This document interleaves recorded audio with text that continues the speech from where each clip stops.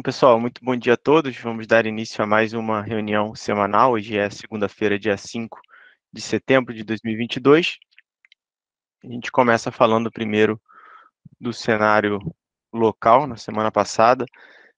Bom, o grande destaque da semana, de fato, acabou vindo lá dos Estados Unidos, né, do mercado de trabalho norte-americano. Tá? A gente teve o Ibovespa fechando a semana em queda aí de 1,28%. No entanto, no mês de setembro, a gente está em alta aí de 1,22, né? Isso acontece porque na semana passada a gente pegou os 2 meses, né? O fechamento de agosto e o comecinho de setembro. Quando a gente olha a semana consolidada, a gente fechou em queda, mas quando a gente olha o começo do mês de setembro, a semana foi positiva, tá? Aqui no Brasil, o grande destaque foi a divulgação do PIB do segundo trimestre, né? Que surpreendeu positivamente os mercados. A gente teve um crescimento de 1,2% comparado na base trimestral e 3,2% comparado na base anual, tá?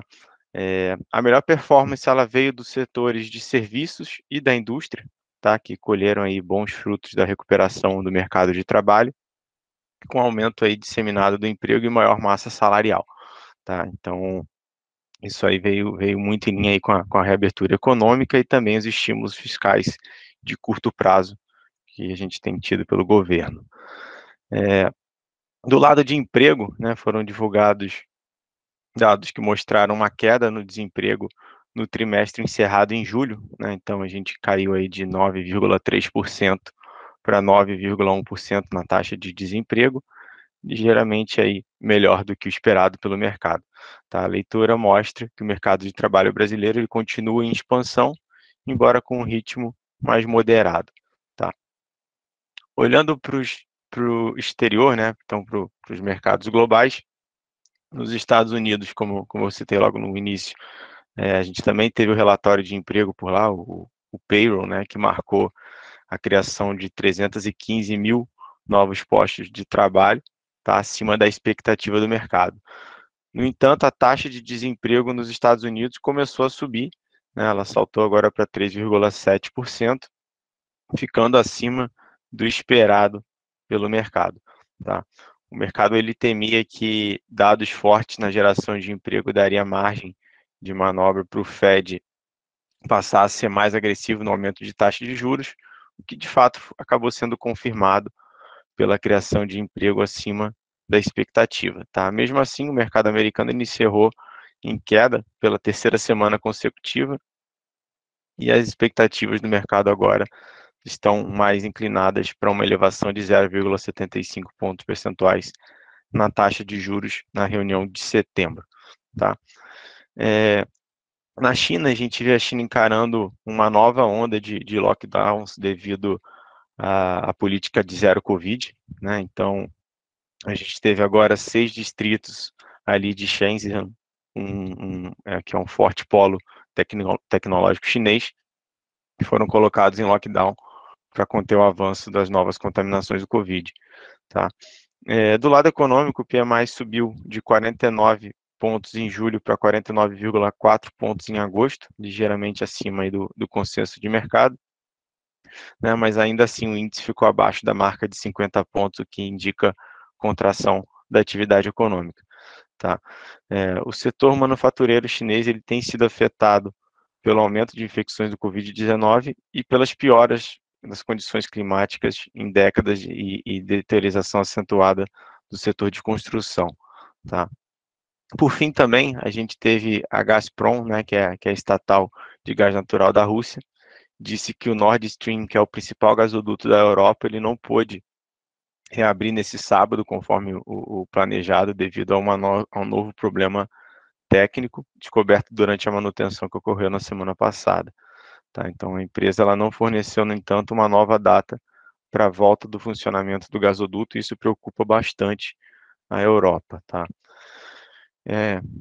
E, por fim, nosso índice de fundos imobiliários teve mais uma semana de alta, né? Subiu 1,18% na semana passada, foi impulsionado principalmente pelo segmento de ativos logísticos, e essa alta que a gente vem acompanhando aí do IFIX nas últimas semanas, ela vem muito em linha aí com o fechamento da curva de juros e com uma expectativa de término do ciclo de alta da Selic.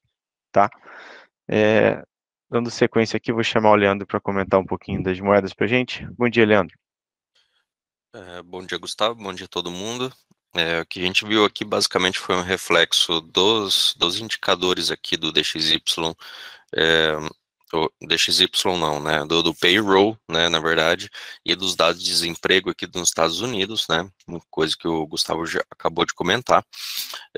Nós vimos, né, o dólar ganhando um pouquinho mais de força frente às demais moedas, né, o DXY está mostrando isso daí, uma certa aversão a risco, basicamente por dividirem agora um pouquinho de opiniões com relação à alta de 0,75 na próxima reunião do Fed, tá? Então, apesar de ter criação maior do que o esperado no payroll, né, a gente teve uma taxa de desemprego um pouco maior, que pode sinalizar que o Fed seja um pouco menos agressivo. No entanto, as apostas ainda seguem bem fortes aqui para 0,75 na próxima reunião, tá? O DXY mostra um pouquinho dessa versão a risco com relação a essa incerteza, e a gente segue vendo aí o nosso dólar voltando aí para os patamares de 5,15, 5,20 por aí, tá? Então a volatilidade está bem intensa nesses últimos dias. Aqui no cenário das criptos a gente vê a forte correlação, né, e agora descolando um pouquinho dos mercados, porque os mercados tiveram uma semana bem ruim ali nos Estados Unidos, e o Bitcoin e o Ethereum subindo, né, o Bitcoin voltando aí para os patamares, ficando em volta ali dos 20 mil dólares, né, e o Ethereum subindo forte aí, voltando aos 1.500 dólares, tá? Lembrando que o Ethereum chegou a valer 900 dólares ali no começo do ano, então quem pegou ali se deu bem, tá? Então, basicamente é isso. Obrigado a todo mundo, valeu. Obrigado, Leandro. Dando sequência aqui, chamar o Alipe para comentar um pouquinho das commodities agrícolas para a gente. Bom dia, Alipe. Opa, bom dia, Gustavo, bom dia, pessoal.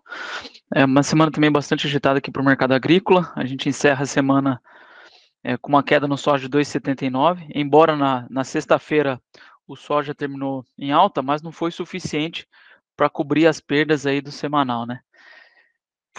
Essa volta na sexta-feira foi uma volta muito importante, né? Pois a soja estava negociando a torre de 14 dólares o bucho, e os traders seguem monitorando aí os fatores que ainda exercem pressão sobre o mercado, né? No radar do mercado, as expectativas é de uma safra recorde nos Estados Unidos. Comportamento da demanda aos poucos entram nas perspectivas da nova safra, principalmente da soja da América do Sul, em especial do Brasil, que até esse momento carrega uma expectativa de super colheita para a próxima safra, né? Então, as atenções deverão agora começar a ficar maiores para as condições de clima no Brasil, já que o plantio está prestes a começar. No Brasil, a gente planta soja no mês de outubro, novembro e dezembro. Então, agora o pessoal segue de olho na América do Sul, né? Então, a gente encerra a semana negociando a 31 dólares e 32 centavos a saca. É um momento que passa a ser oportuno para o produtor começar a olhar o mercado financeiro e buscar as travas, né? Dado que ele começa a se organizar para realizar o plantio. Já o milho, a semana encerra aí com uma queda de 2,21. As principais cotações dos contratos futuros negociaram em torno de R$ 87,95, mais ou menos, tá? Para o analista Vlamir Brandalize, os portos brasileiros eles seguem trabalhando na faixa de R$ 92 a R$ 96 a saca no físico, e os vendedores estão buscando vender a mais de R$ 100, mas ainda tem dificuldade para chegar nesse patamar de preço, né? Então, foi uma semana de poucos negócios. A turma está fechando a colheita do safrinha, né? Uma semana que deveria negociar mais ou menos uns 3 milhões de toneladas. A gente encerra a semana negociando mais ou menos 1 milhão. Então, e todos esses negócios são ligados à exportação. Ainda não ocorreu aquela corrida para venda, né? Porque o produtor está segurando, ele está acreditando que o milho pode voltar para a faixa dos R$ 100 ou acima da casa dos 100 aí, né? Lá em Chicago, por outro lado, lá subiu na última sexta-feira em uma recuperação curta, né? Antes de um feriado aí de 3 dias lá nos Estados Unidos, liderado pela força do petróleo aí e de outras commodities também. À medida que os temores sobre juro, esse temor de um juro agressivo, ele tem diminuído, né? Já o boi gordo, uma alta de 1,29 na semana, encerrando e negociando a R$ 309,85 arroba. Poucos negócios também registrados no mercado físico. As escalas de abate permanecem bastante confortáveis. A indústria frigorífica ainda ela tem boa capacidade para exercer uma pressão sobre o pecuarista, né? Então, está muito confortável ainda para os frigoríficos, né? O ambiente de negócios, ele sugere assim, uma recuperação nesses primeiros 15 dias do mês, que é um período que conta com maior apelo ao consumo, né? Então, é a entrada de salários, a economia, ela passa a ser motivador na reposição de animais. Então, existe uma expectativa, segundo os analistas, que os preços podem dar uma corrigida também nessa semana. Já o café, uma queda de 4,12% no semanal, encerrando a $272 a saca. Quase todos os contratos sofreram desvalorização na Bolsa de Nova York, muito pressionado pela oferta. A maioria dos analistas, eles continuam afirmando que os fundamentos eles são sólidos para os preços, sobretudo em função das condições climáticas no Brasil. Essas condições do Laninha ainda devem durar até o final do ano, então sugere que chuvas abaixo do normal para o Brasil, ainda nesse ano, né? Isso agrava as condições de seca e estressa ainda mais as lavouras de café no Brasil. Então, em função do clima, os fundamentos aí seguem firmes para o café, numa queda de 4,12 no semanal. Beleza? Essas foram as notícias agrícolas aí, Gustavo. Valeu, Lipe, obrigado. Bom, dando sequência aqui, chamar o Diego para comentar das demais commodities. Bom dia, Diego. Bom dia, Gustavo. Bom dia a todos. Vamos lá. Começando pelo petróleo, mesmo aí com esses preços do petróleo fechando em alta na última sexta-feira, né? Basicamente com a expectativa aí de que a OPEP+ discutirá novos cortes de produção em uma reunião que ocorre hoje, tá? E a preocupação também com essas restrições aí do Covid-19 na China. Basicamente com essa fraqueza global, né, pairaram aí bem forte na semana e acumulou perda de quase 6%, né, 5,83 na semana, né, sexta-feira foi um dia, digamos, de respiro, mas a queda semanal ainda foi bastante forte, né, e também um comunicado interessante que ainda sem muitos detalhes, né, o G7, aí, o grupo dos principais países, confirmou a intenção de implementar um limite, né, de preço, um teto de preço ao petróleo russo, né, com o objetivo basicamente de reduzir a fonte de receita do país. Os caras querem minar, tentar outras maneiras de minar a receita do Putin, né. A Casa Branca avalia ainda que a medida irá reduzir significativamente a receita de Moscou e irá manter um fluxo de petróleo mais barato para os mercados globais, né. Então, teoricamente, isso daí vai a favor também ao combate da inflação global, né. A secretária de Tesouro, a Titia Yellen, elogiou a decisão e afirmou que será uma ferramenta bem interessante para esse combate de alta inflação global, tá. Então, bastante notícias interessantes aí. O Putin já veio aí na TV, né, no final de semana, com um tom bem agressivo sobre isso daí. Os países que apoiarem isso vão ter consequências negativas, os países da Europa, enfim. Bastante coisas estão por vir aí ainda sobre esse caso aí da guerra, da invasão da Rússia na Ucrânia, tá? Tem muitos capítulos pela frente. Já o minério de ferro atingiu o menor patamar de 10 meses, pessoal, e meio essa preocupação de que esse novo ciclo, digamos assim, nova rodada forte de lockdown na China impeça de fato a recuperação econômica do país, né? O insumo siderúrgico chegou a ser cotado abaixo de $94 na sexta-feira, tá? Depois teve uma leve recuperação aí. A commodity mostrou essa desvalorização semanal aí de 9,42, né, o que seria o maior declínio desde meados de julho, tá? O lockdown na mega cidade de Chengdu coincide exatamente com o pico da temporada de construção entre setembro e outubro na China, né? Os observadores do mercado aí esperavam que a retomada da atividade ajudasse a amenizar, né, essa crise do imobiliário que a gente vem falando há algumas semanas, né, dura aí praticamente um ano, e trouxesse um piso para os preços de aço, né, principalmente depois que as construtoras dos países tivessem tido registrado os piores resultados primeiro semestre desde a crise de 2008, né? Também já falamos sobre isso e é muito importante reforçar essa informação, como os dados são bem ruins, né? E grandes siderúrgicas estão reduzindo pela metade a mão de obra nas usinas em uma, digamos assim, tentativa de impedir a propagação do coronavírus, tá? Mas assim, muitos analistas com uma preocupação cada vez mais crescente de que esse pacote de estímulos aí do governo chinês, que eu também anunciei nas últimas semanas, seja basicamente ineficaz, pois os lockdowns enfraquecem o pico normal da temporada da construção, né? Então, mais uma vez, China aí também super na mídia aí, esses lockdowns, enfim, tá? O Elião tava do meu lado aqui achando que é uma manipulação, né, Elião? O Elião tá achando que é que ela tá tão fake, os caras estão falando, vamos colocar a culpa no lockdown, né? Mas realmente lá a crise tá bem complexa mesmo, tá? E aí o ouro, né? O ouro esteve aí mesmo também muito parecido no movimento, né? Com o petróleo, que na sexta-feira também ele teve uma alta, foi apoiado basicamente que um dólar mais fraco na sexta-feira, os treasuries, né, americanos aí, os bonds americanos também deram uma baixada na sexta-feira. E esse movimento ocorreu basicamente após os dados do payroll, né? Como o Gustavo já falou, de agosto, digamos assim, moderar um pouco, né? O temor do mercado pelo aperto monetário do Federal Reserve, mas deu só uma aliviada, mas boa parte dos analistas ainda acreditam sim numa alta de 75 pontos base na próxima reunião, né? Mas pensando como semana, como o nosso amigo Leandrão falou, o DXY aí forte, né? Semanal contribuiu negativamente para o preço do ouro e a gente teve um fechamento semanal com queda de 1,55, tá? Pode passar o slide, por favor? Falando aqui agora nosso juro futuro, né? As taxas de juros futuros aí encerraram a semana em queda ao longo de toda a curva, né? Tá bem evidente aí, bem expressiva, né? A gente tá vendo que a partir de 2025 aí, todos acima de mais de 2% de queda. De maneira geral, o nosso mercado local ele se descolou, né, do movimento externo de aversão a risco, em meio a expectativas aí de alta de juros do Fed e na Europa também, né. O que teve maior peso foi a queda nos preços aqui do petróleo, mais um corte anunciado pela Petrobras do preço de gasolina, efetuado pela Petrobras no final de semana.